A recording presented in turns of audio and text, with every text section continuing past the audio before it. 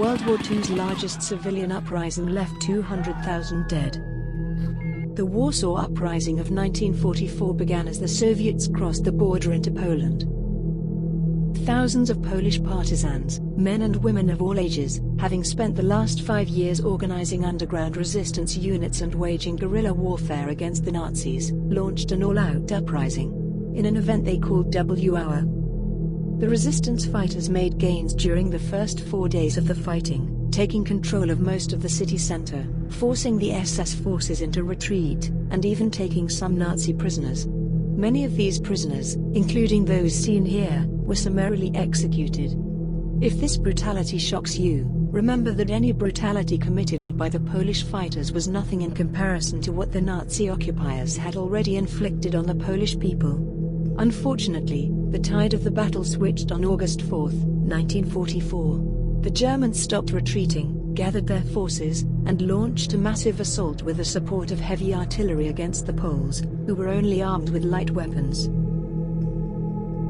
Heinrich Himmler, head of the SS and architect of the Holocaust, ordered the Nazi soldiers to act with extreme brutality, in an effort to intimidate the resistance fighters into surrender.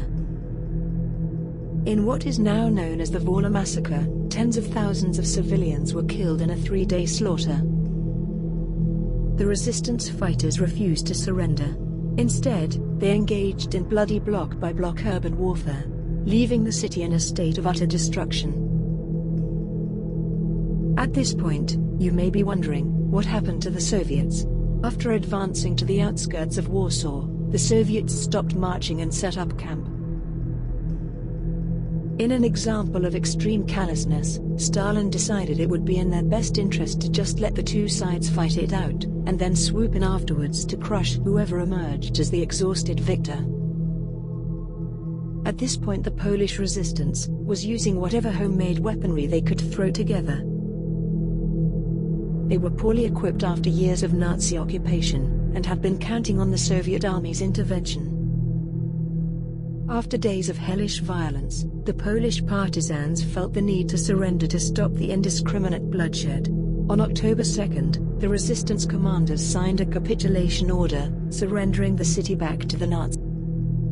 After the surrender, the Nazis, fearing another rebellion, forcibly expelled every single man, woman, and child survivor in the city of Warsaw, a total of about 350,000 to 500,000 people.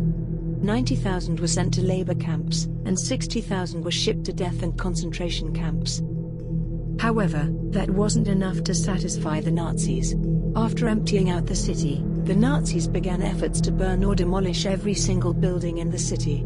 Even though the Nazis were only months away from defeat by the Soviets and the Allies, they continued to follow their years-long plan of reducing Warsaw from a city to either a military transport center or an artificial lake. In the end, an estimated 85% of the buildings in Warsaw were completely destroyed before the Nazis fled. After the Nazis left, the Soviets entered the city.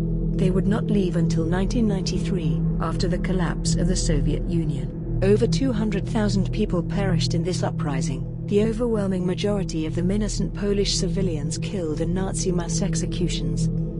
However, this wasn't Warsaw's only uprising of the war.